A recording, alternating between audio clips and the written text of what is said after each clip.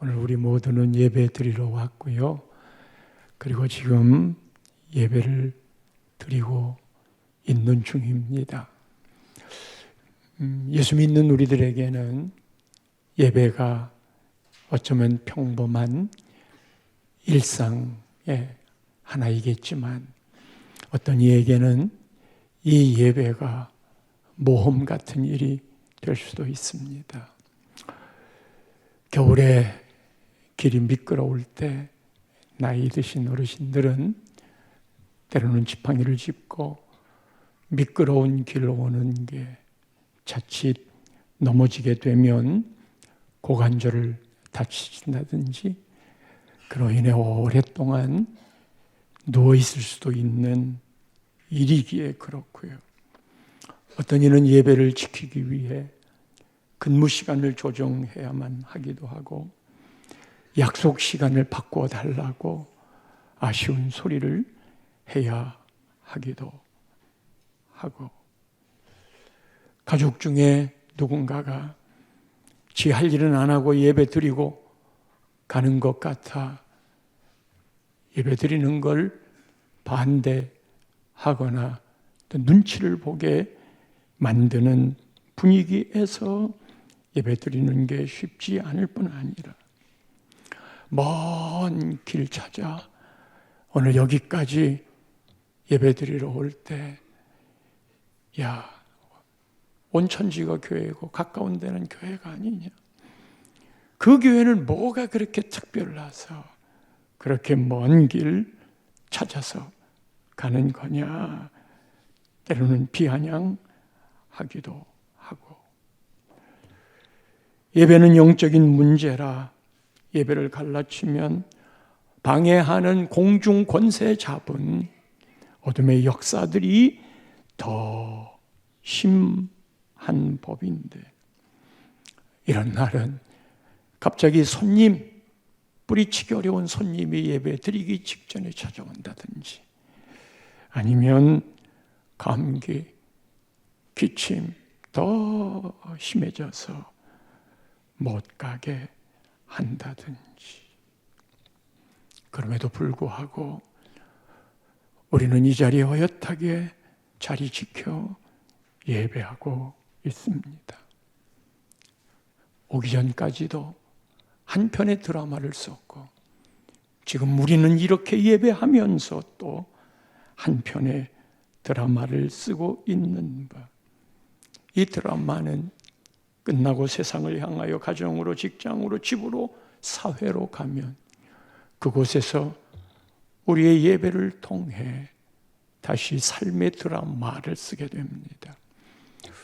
달력에 보면 주일, 그리고 그 끝에 토요일, 그 다음에 한 주의 시작이 주일, 또 그 다음에 이건 주일날 예배를 통해 힘을 얻고 한 주간을 살아가라는 하나님의 각별한 은혜인 바.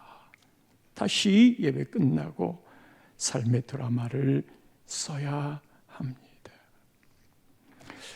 예배를 삶의 드라마라고 말하는 이유는 우리 그리스도인들은 하나님과 영이 연결되어 있는 사람들로서 예배 이상의 삶을 살 수 없습니다. 예배한 것만큼 우리는 인생을 산다고 말하며 우리 신앙의 수준은 예배 안에 갇혀 있습니다. 그리고 예배의 질은 삶의 질이 됩니다. 왜 그런 줄 아세요? 우리는 영의 사람들이고 하나님이 하나님의 형상대로 우리를 창조하셨고 그리고 하나님은 우리도 하나님 없이 못 살지만 하나님은 더 우리 없이는 못 사시는 분이시라. 인생의 근본은 우리의 가슴에 하나님으로 채워져야만 참 만족과 행복을 누리는 바. 행복의 파랑새를 찾아 떠나십니까?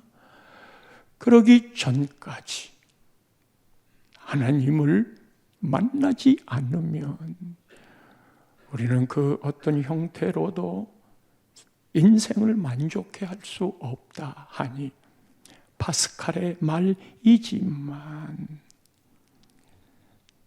우리 영에도 실제 그렇습니다. 여러분, 예배를 안 드리고 한 주간을 살 때 여러분 어떻겠어요? 어떤 이는 세뇌당했다. 그냥 우리 마음의 위로일 뿐이다. 예배 안 드렸는데 아무 일도 일어나지 않았다. 선악과를 따먹으면 정령 죽는다 했는데 선악과를 따먹었지만 아담과 하와는 죽지 않았다. 그런 걸까요? 하나님이 하라 하신 걸 안 할 때 우리의 마음에는 영적으로 눌림과 허전함이 있어요. 주일 예배를 안 드리고 살아가는 한 주의 삶에 무언가 그냥 찝찝함이 남아있지 않아요? 뭔가가 내 뒤통수를 붙잡거나 발목을 끌어당기는 것 같지 않아요? 하여튼 뭔가가 개운하지 아니한 그런 거 없어요? 예배한 것만큼 예배를 드리고 난 다음에 상큼함, 그것이 힘차게 한 주의 발걸음을 옮기게 하는 요인이 되었던 적이 없으신가요? 하여 그리스도인들은 예배를 통해 삶의 드라마를 써가는 거예요. 예배를 드리는 목적이 뭘까요? 오늘 우리는 왜 이 예배에 온가요? 어떤 이에게는 예배 안 드리면 정말 찝찝해. 의무 방어전처럼 치르고 나면 그래도 내가 비껴가지 않았어. 그런 마음 때문인가요? 어떤 이에는 이 험한 세상에 위로받고 싶어서 모두가 다 공격하는데 하나님은 나를 안아주시는 위로가 있기 때문에 보고픈 그리운 사람을 예배를 통해 만나니까 이 예배 안에 참 평강이 밤새 잠을 못 잤는데 불면에 시달렸는데 예배를 드리는데 얼마나 깊은 잠이 달콤하게 오든지 그게 또 다른 평강이거든요. 하나님을 사랑하는 자에게 잠을 주시는도다. 실제로 그랬어요. 예배 끝나고 난 다음에 잠에서 깨어나더니 너무 감사하다고. 잠 못 자는 괴로움을 여러분 아세요? 그렇게 힘들었는데 여기 와서 예배 시간에 잠을 자고 나니 그냥 막 개운하다고. 예배를 드리고 나면 무언가 샤워를 한 느낌이 드는데 깨끗하고 맑은 그런 느낌 말이에요. 어떤 때는 내가 좋은 말 들었어. 그리고 교양미 있게 차려입고 그래 현대인을 사는 건 이런 멋이지 하면서 예배를 통해 세련미까지 느끼는 뿌듯함을 갖기도 해요. 성도 여러분, 예배는 이런 모든 것들을 우리에게 선물로 주지만 이 선물을 받을 수 있는 가장 기본적이고 근본적이 있을 때에 이 일이 가능하니 그게 예배의 목적이에요. 그게 뭘까요? 예배의 목적이 뭘까요? 예배의 목적은 하나님을 만나는 것입니다. 거룩하신 하나님이 죄에 빠진 나를 만나 주시는 것. 우리는 하나님 앞으로 나아가고 하나님은 그런 우리를 받아주시고 하나님은 우리를 부르시고 우리는 그런 하나님 앞에 응답하여 나아가는 그게 예배의 하나님과의 소통인 바. 목사님 예배가 하나님을 만나는 게 목적이라는데 하나님을 만나는 게 뭡니까? 하나님을 어떻게 만나는 겁니까? 하고 묻기도 해요. 눈에 보이지 않는 하나님을 어떻게 만나요? 말은 맞아요. 근데 그 하나님을 만난다는 걸 좀 구체적으로 말씀을 해주셔야 만나든 말든 할 거 아니에요. 아주 쉽게 표현을 하면 하나님을 만난다는 건 오늘 예배를 드리면서요, 하나님을 느끼는 거예요. 하나님을 인식하는 거예요. 우리는 영적인 존재예요. 하나님이 인간에게만 그 코에 생기를 불어넣었어요. 동물들에게는 영이 없어요.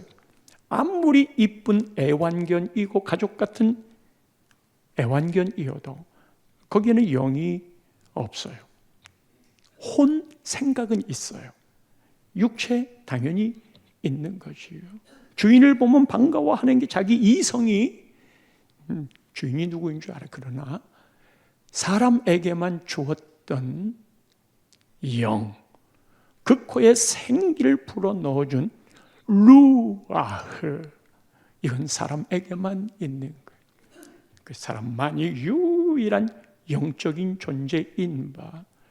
하나님은 사람과 더불어 사귀고 싶으셔서 이미지 오브 갓, 하나님의 형상 임하고 대의를 우리에게 주시면서 외적인 닮음의 모습보다 하나님의 성품을 우리에게 주셨어. 그리고 우리가 하나님의 성품의 기쁘신 뜻을 행하면 하나님이 즐거워하시고 그 즐거움이 곧 우리에게로 이어져서 이 땅에 행복이라는 말을 할 수 있는 거예요. 하나님하고 영적 사이클이 맞아야 되는 거예요. 하나님하고 영적 사이클을, 하나님은 계속 주파수를 보냈는데 우리가 그 주파수를 못 잡기 때문에 지금 이곳에 라디오의 주파가 계속 흘러가는데 우리가 그 주파수를 못 잡으면 아무리 좋은 이야기를 해도 알아들을 수가 없듯이 우리의 영적 더듬이가 이미 그렇게 본능적으로 되어 있는 하나님을 찾는, 갑자기 어려운 일을 만나면 아이쿠 하나님 그러잖아요. 예수를 안 믿어도, 타종교를 갖고 있어도 아이쿠 하나님.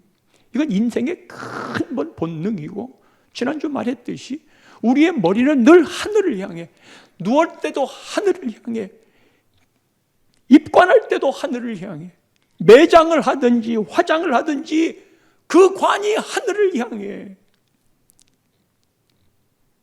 그게 우리의 근본적인 존재인데, 그래서 늘 하나님을 느끼게 돼 있어요.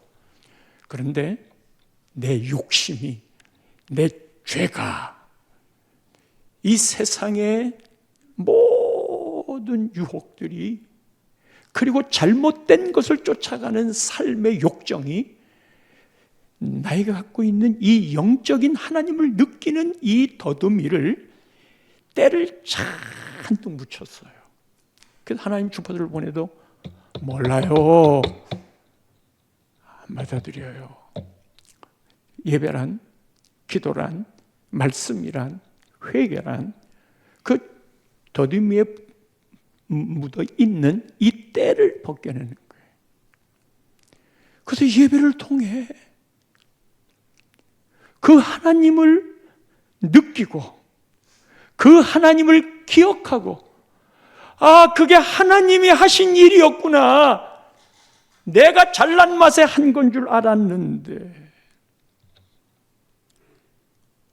그것을 지, 정, 의, 우리 성품의 총괄체를 통하여 하나님을 느끼는 거예요.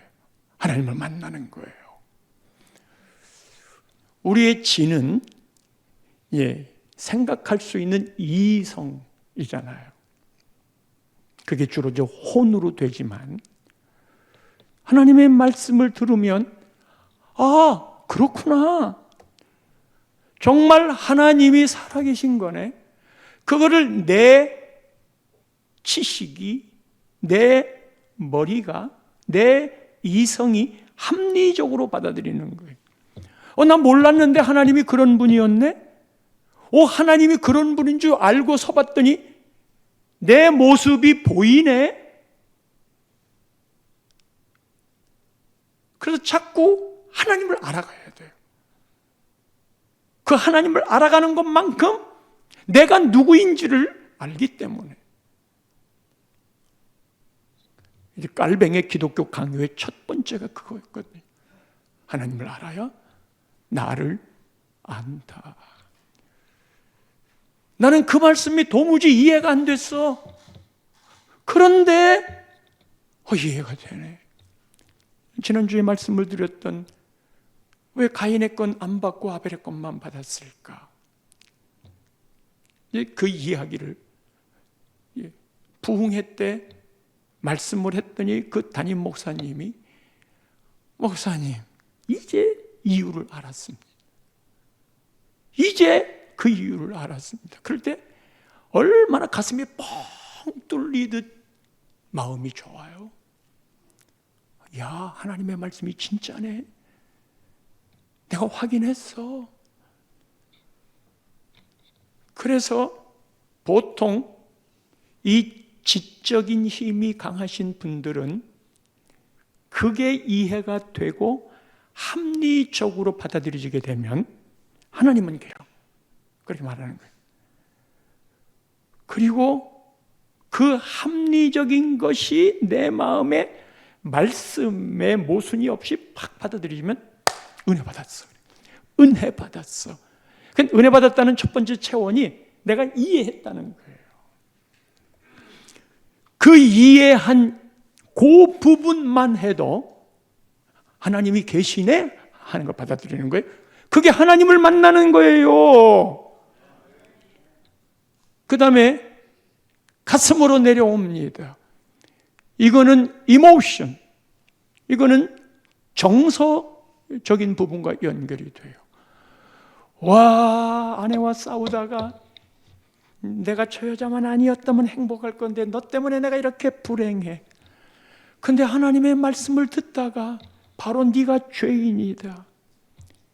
다윗이 우리아의 밧세바를 범하고 난 다음에 나단 선지자가 와서 이야기를 했더니 그런 죽일 놈이 있나. 그랬더니 나단 선지자가 바로 당신입니다. 그거를 깨달았어. 그리고 펑펑 울었어. 침대가 눈물에 뜰 만큼이라는 시적 표현을 썼지만 당신이 나쁜 줄 알았는데 하나님 앞에 보니까 내가 진짜 나쁜 놈이다. 미안하다. 그게 회개가 되는 거예요. 그래서 예배 현장에는 회개가, 그래서 눈물이, 감격해서도 눈물이, 죄인 줄 알기 때문에 눈물이 나오는 이 가슴을 움직인, 우와, 앞뒤 다 봐도, 전후 다 봐도 절망인데 오늘 하나님의 약속의 말씀을 들으니까 하늘이 뚫려 있네. 앞으로도 뒤로도 우로도 좌로도 못 갔는데 오늘 보니까 하늘은 뚫려 있네. 하나님이 다 보고 계시네. 할렐루야, 살아가리라. 그게 가슴에 확 와닿는 거예요. 거기서 나오는 감정, 내가 제법 신앙생활 하는 줄 알았는데 내가 진짜 하나님 인식하지 않고 하나님한테 인색하게 살았네. 그게 가슴에 때때로 감격으로. 그게 하나님을 만나는 거예요. 그리고 나면 의의가 남아 있습니다. 이 의의는 내가 진짜 아내한테 못했네. 그럼 아내한테 가서 미안하다고 해야지.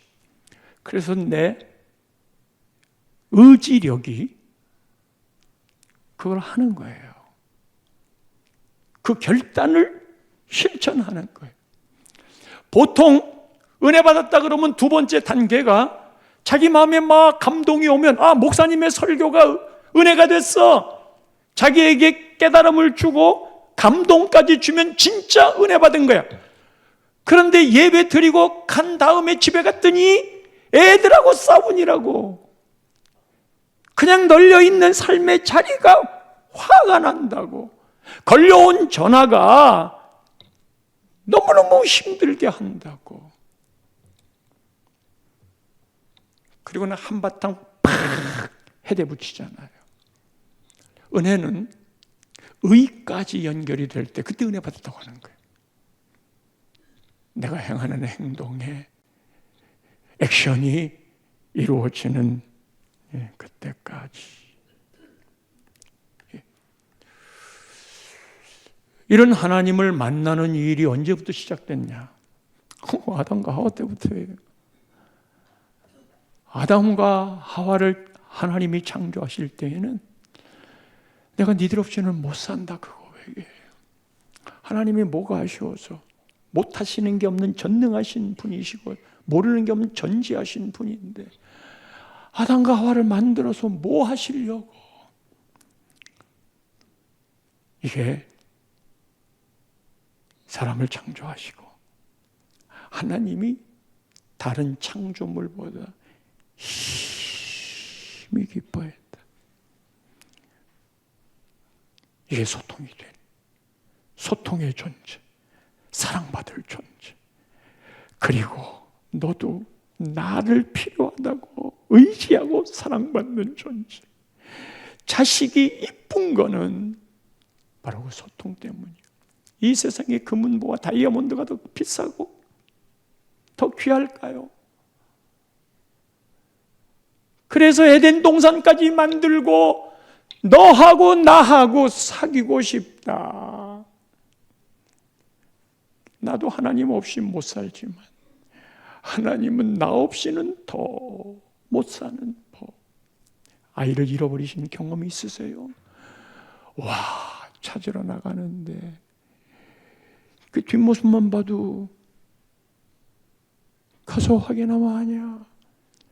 널려있는 장난감 생각도 나고 너 없이 내가 어떻게 사니 하는 이런 생각들이 그 짧은 순간에 막 파출소에서 아이를 찾았어. 쭈쭈밥 먹고 있다가 아빠 그랬어요. 아빠가 가졌던 딸을 잃어버린 마음과 딸이 아빠를 향하여 갖고 있던 만남의 마음 어떤 게 더 클까? 그때 하나님이 생각나는 거예요. 하나님이 이렇게 나를 보고 계시는 거예요. 그리고 이거는 실제인 거예요. 하나님이 나를 비행기를 탈 때도 하나님 사도 바울이 유라굴로 광풍에 모두 다 죽을 운명처럼 다 토해내고 물건도 다 버리고 어려웠지만 네 사명 로마로 가는 거 이루기까지는 죽지 않는다. 그 사명 때문에 사도 바울 주변의 사람들이 다 살아난 거예요. 하나님, 그리하지 아니할 때도 있겠지만 그러나 이 시간은 그리할 줄 내가 믿음이에요. 아무리 사지로 가는 것 같아도 우리 집에 제가 복덩이가 돼요. 경제가 아무리 어렵고 힘들다 해도 우리 가정이 이 복덩이로, 우리 회사가 이 복덩이로, 우리 교회가 이 복덩이로 복을 받게 하실 줄 믿나이다. 그런 하나님과의 매칭, 이게 만나는 거예요.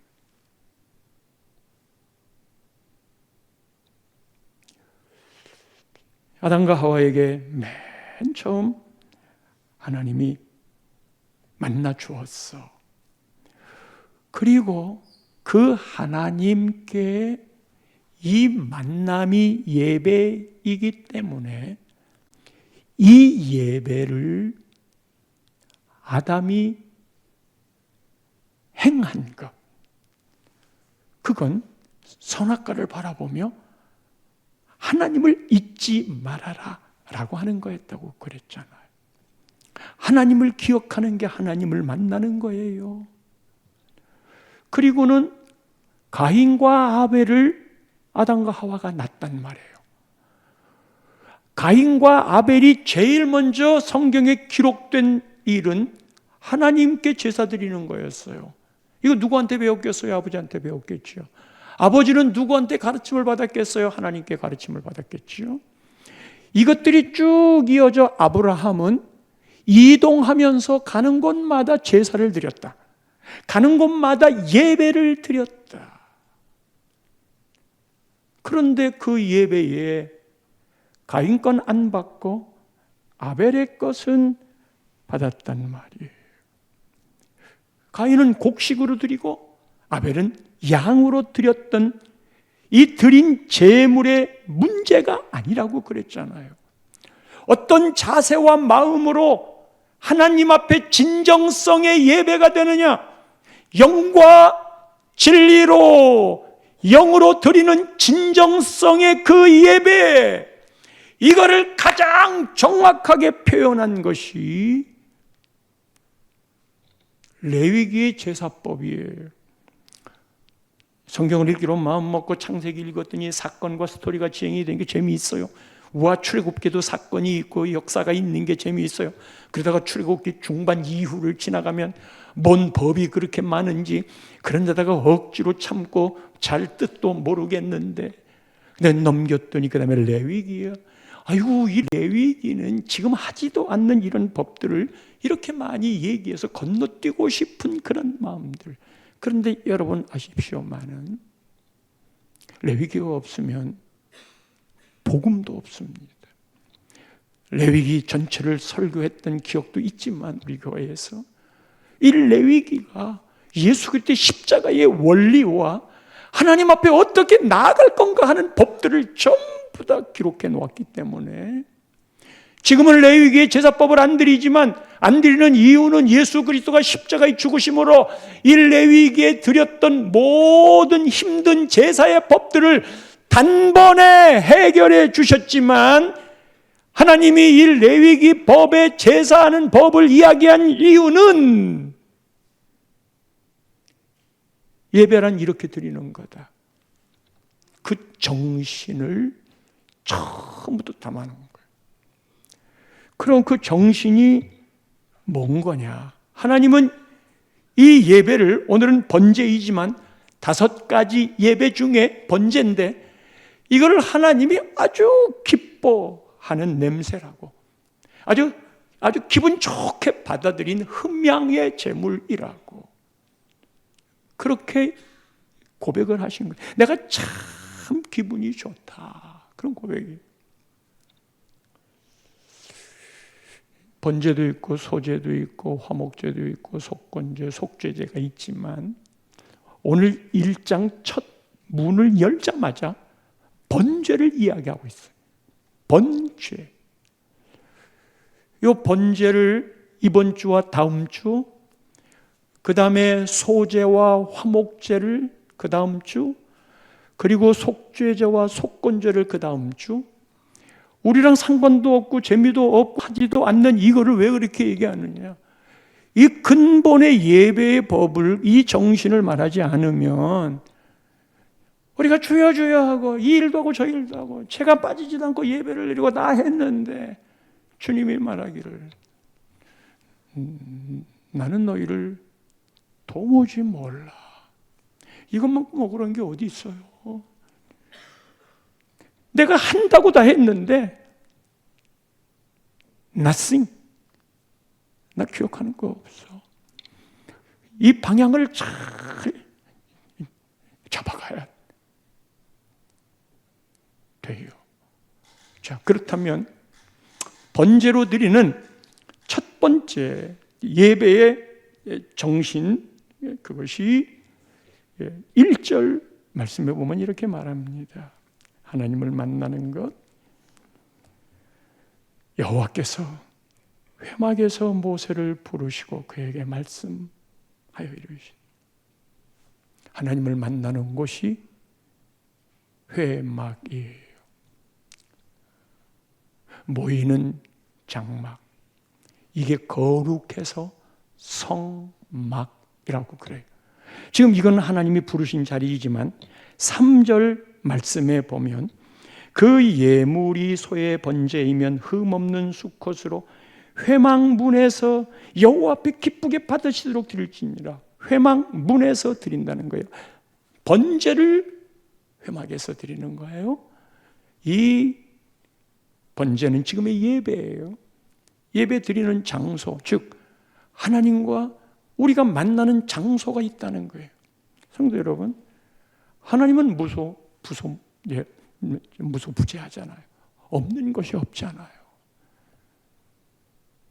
근데 뭐 굳이 꼭 예배당 가서 예배를 드려야 돼?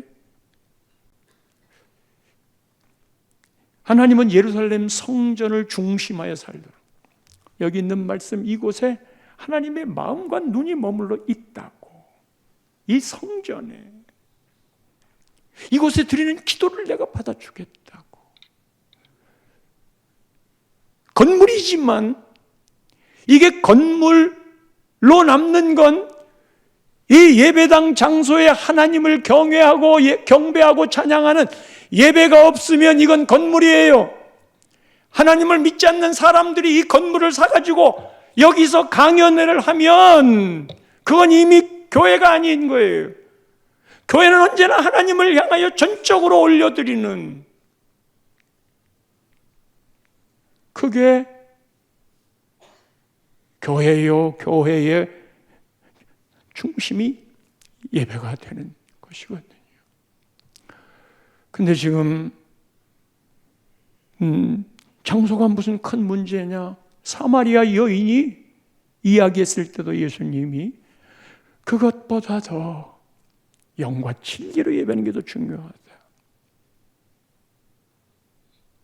장소가 핵심은 아니에요. 그런데 사람이 살아가면서 하나님이 우리의 수준과 형편을 다 아시기 때문에 아무 데서나 예배드려도 된다. 그 예배가 되겠어요? 우리가 그걸 기억을 하겠어요? 삶의 중심에 선악과를 놓고 기억하라고 했듯이 나눔의 교회 교인들은 나눔의 교회 성전이 우리의 삶의 중심.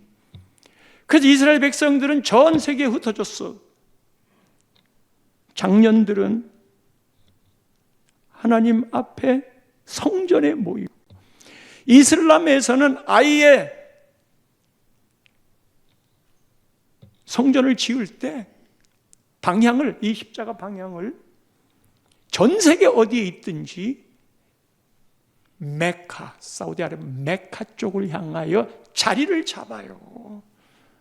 어디에 있든지 남향 북향 없어요. 그래서 와가지고 다 엎드려, 엉덩이를 하늘로 들고 다 엎드리면 모두 전 세계 동심원처럼 메카를 향하게 짓는 거예요. 성전의 의미를 없앴어요. 없애고 있어요. 필요한 사람들은 그렇게 오지 못하도록 예배를 드리도록 영상 예배가 좋은 역할을 하지만 회막으로 나오는 우리 인생의 중심이 되는 교회 가까이에 살고 있기 때문에 저는 어디를 갔다가 오면 꼭 성전에 들려서 필리핀 선교를 다녀온 중학생 시절에 아들 공항 가서 픽업해가지고 집으로, 저 성곽 집으로 올라갔어요. 올라가서 짐을 막 풀어놓았는데 네가 한 말대로 안 한다고. 그래서 야 아들아, 짐 다시 싸자. 그걸 풀기 전에 생각이 나서 짐 다시 싸고, 그리고 예배당으로 내려왔어요. 그리고 둘이 같이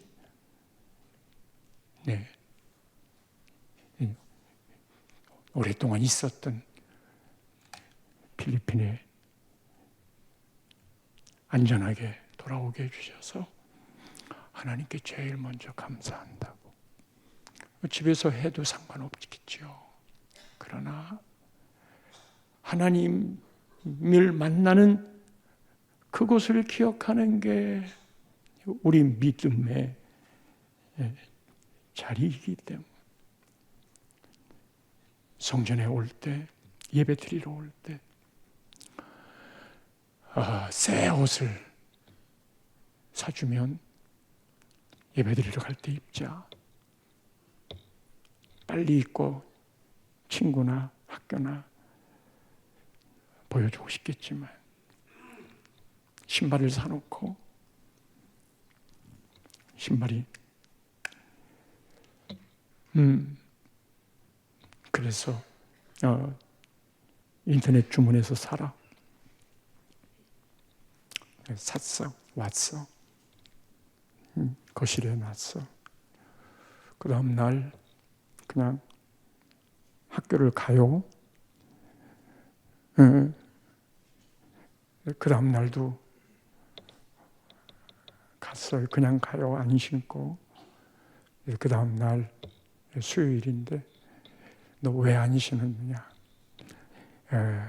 그렇게 말했잖아요. 처음 것은 예배 드리러 갈 때 하라고. 수요 예배 드리러 올 때 그 신발을 신고 오는 거예요. 꼭 신발을 신어야 될 필요가 있으면 예배까지 못 기다리면 새벽 예배 드리고 하나님 이렇게 새 신발, 새 옷 입었어요.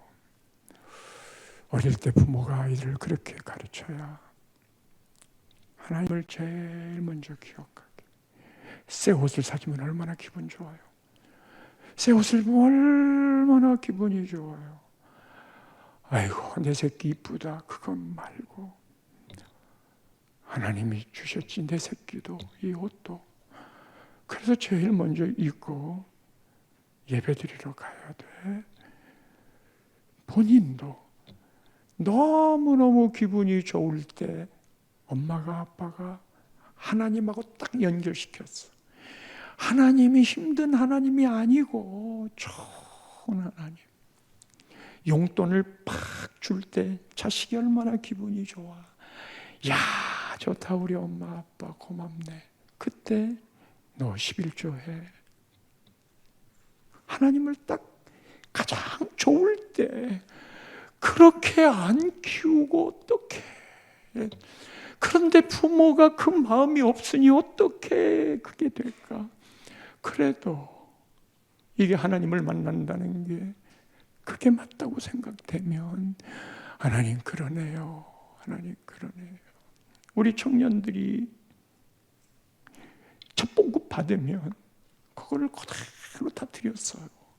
이제 이것도 잘못하면 전설로 가게 될 건데 직장 잡기 어려웠는데 하나님 직장 잡고 건강하게 일해서 첫 봉급 주셨네. 그게 꽤 있었어요. 있었어요는 과거형인데 지금이 없는 건 아니에요. 여러분 생각해 보세요. 첫 봉급 받으면 쓸 데가 얼마나 많아요. 어머니 아버지 내복도 사다 드려야 되고 빌렸던 돈도 갚아야 되고 하지만 내가 직장 잡지 못했던 한 달이라고 생각하자. 그리고 처음 건 하나님 거니까 하나님께 나 드리겠다. 제가 교육전사 때 첫 봉급 받고는 그때 9만 원이든가 얼마였어요. 근데 너무 삶이 팍팍해서 그거 다 썼어요. 물론 11조 드리고. 근데 그 다음에 제가 이 설교를 하면서 그때를 돌아보는 거예요. 하나님, 제가 그때 그렇게 못했네요. 그때 굶더라도 하나님의 거니까 하나님께 다 드렸어야 되는데 어쨌든 목회처. 근데 저는 하나님 그렇게 못했어요. 그러나 그만큼 이상은 마음 담아서 처음껏 하나님께 드리면서 살게요. 그런 고백을 했지요. 성전은 처음 것을 기억하게 하는 장소요. 그 자리에 하나님이, 저의 기도 제목은 지금 제지원신 예배 때 얘기했지만 우리 예배 인원 숫자가 현장 예배 인원 숫자입니다. 영상 예배 드리고 하는 분들도 있지만 약 100명가량이 줄었어요. 대단한 거 아니에요? 그렇다고 그분들이 교회 교인이 아닌 건 아니에요. 그리고 그분들이 안 나오는 것도 아니에요. 그러니까 다 그 숫자는 있어요. 그러나 현장 예배에 드리는 숫자를 중심으로 이야기를 하는 거예요. 그만큼 현장 예배가 약화됐다고 할까요?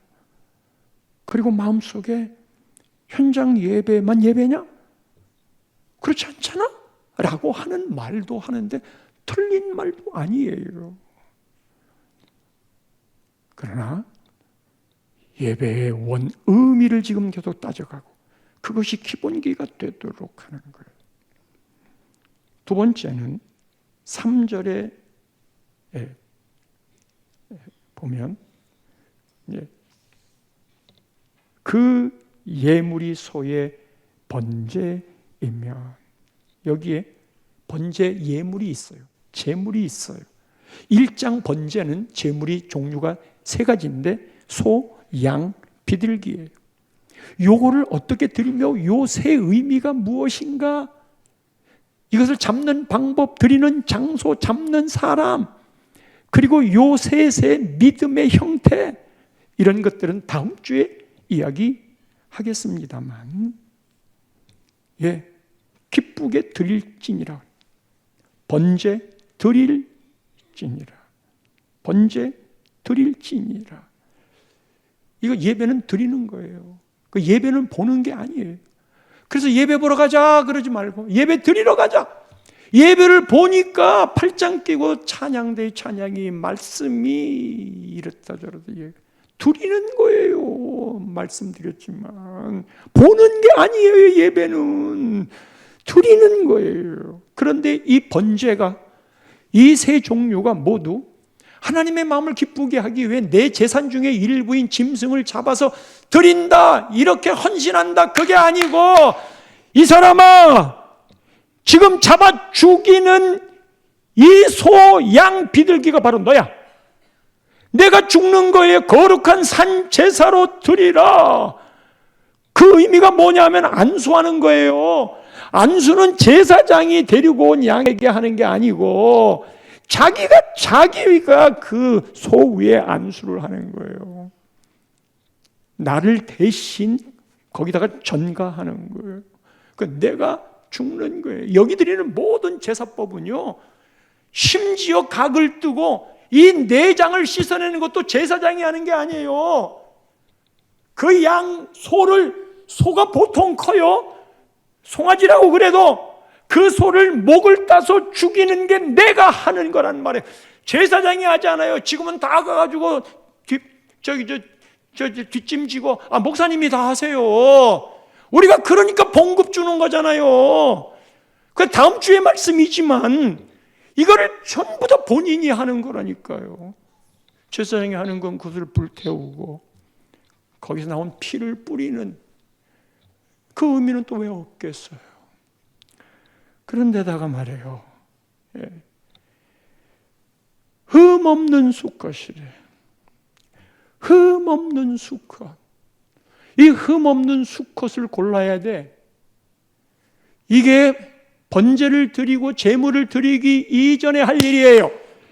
우리식으로 말하면 예배를 드리기 전에 준비해야 할 일이 있어요.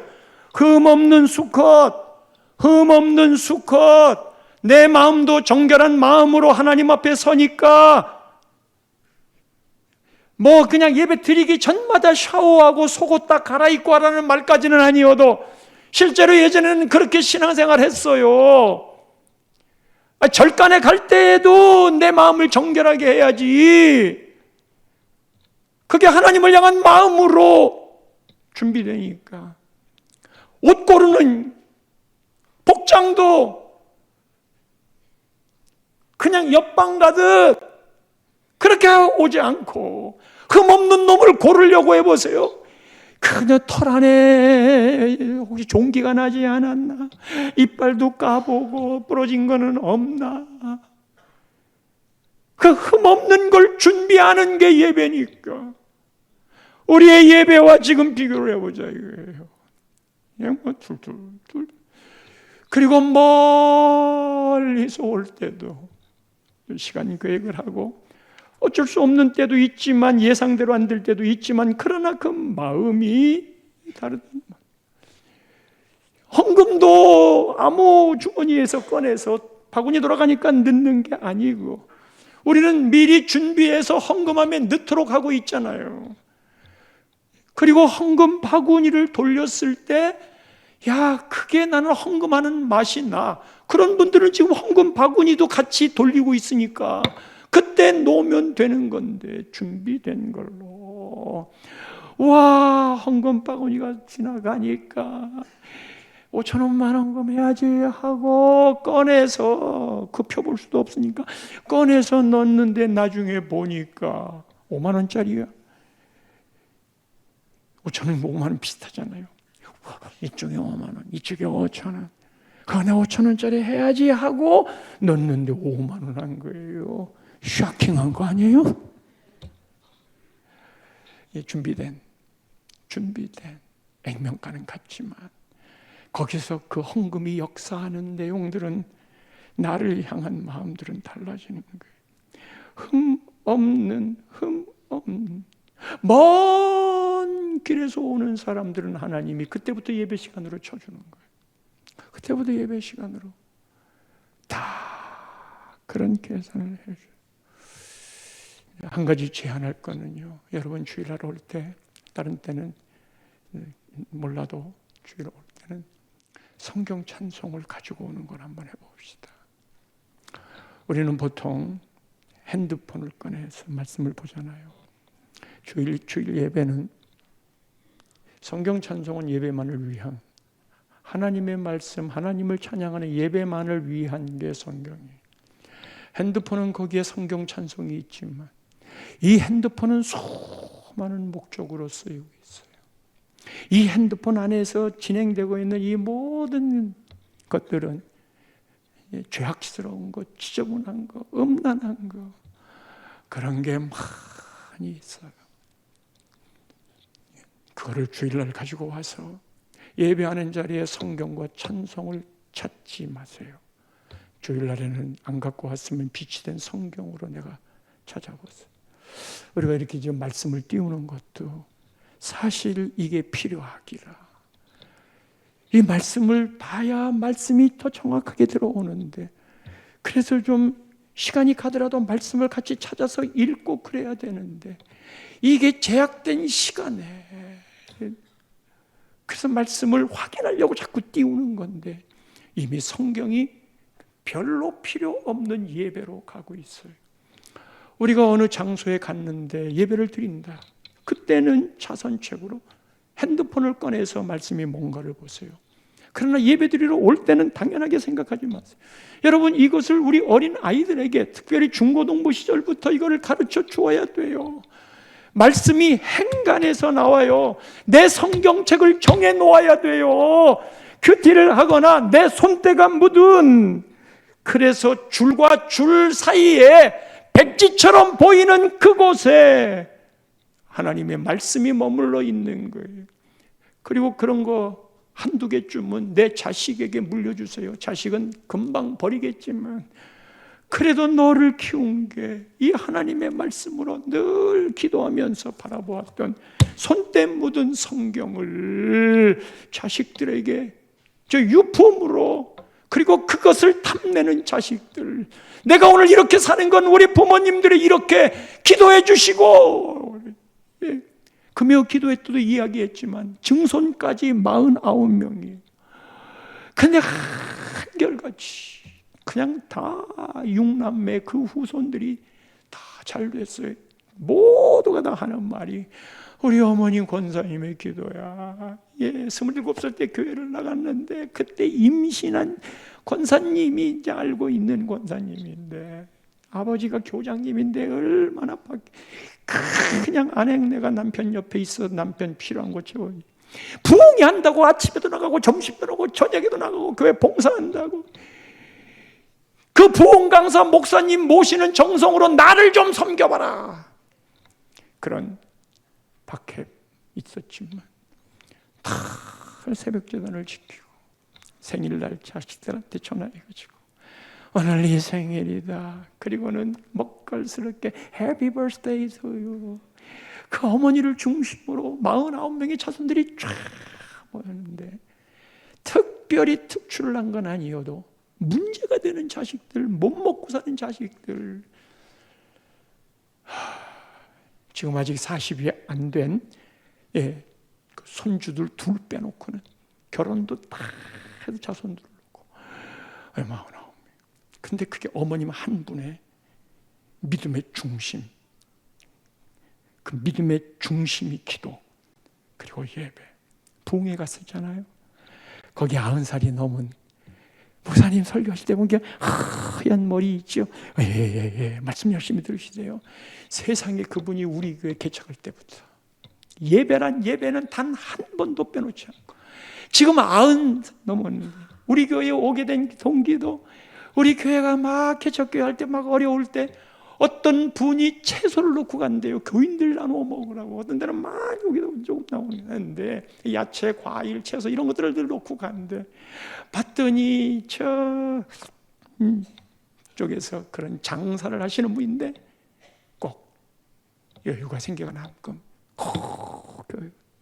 그게 정리되어서 우리 교회 권사님으로 계시는데 이 권사님이 코로나 그런 건 문제도 아니고 단 한 번도 예배를, 그리고 그렇게 예배를 참석할 수 있는 건강이 있는 게 그게 얼마나 금복이냐. 그리고 그날도 안수를 하는데 그 할머니가 나오셔가지고 그냥 마음에 제가 감동이 돼서 더 오래도록 교회를 지켜주시고 교회 기도 제목이 있으면 기도를 해 주시라고. 목사님이 제일 먼저 그분을 자랑을 하는 거예요. 목사님 보셨어요? 90살이 넘게까지 말이지. 예배가 삶을 지켜주시오. 여호와 앞에 기쁘게 받으시도록. 이게 오늘의 마지막 말이에요. 여호와 앞에 그분이 기쁘게 받으시도록. 요 한 가지만 가지고 다음 주에 오세요. 여호와 앞에 기쁘게 받으시도록. 여호와 앞에 기쁘게 받으시도록. 네.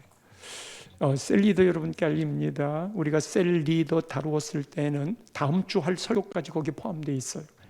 1, 2, 3주를 중심으로 오늘 셀예배, 이번 주 셀예배는 진행해 주시면 되겠습니다. 여호와 앞에 기쁨을 받으시도록 예배 드립시다.